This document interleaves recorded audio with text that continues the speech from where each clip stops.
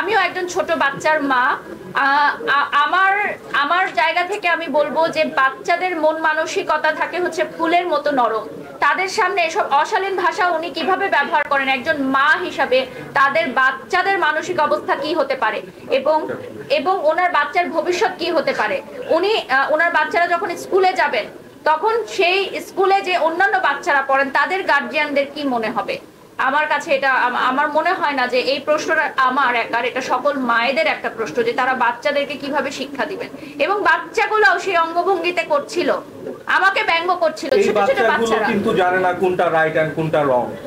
তাহলে সে তার বাচ্চাদেরকে তার মতোই নোংরা মন মানসিকতায় তৈরি করে। এবং যেহেতু বাচ্চাদের বাবা নেই তাহলে মায়ের ভূমিকা কিন্তু আরো গুরুত্বপূর্ণ। একটা মা এবং বাবার উভয় ভূমিকা তো হচ্ছে আমাদের ঘরে ঘরে আমরা হিন্দি সিনেমার গান দেখে থাকি, বাচ্চাদের সামনেই আমরা দেখে থাকি।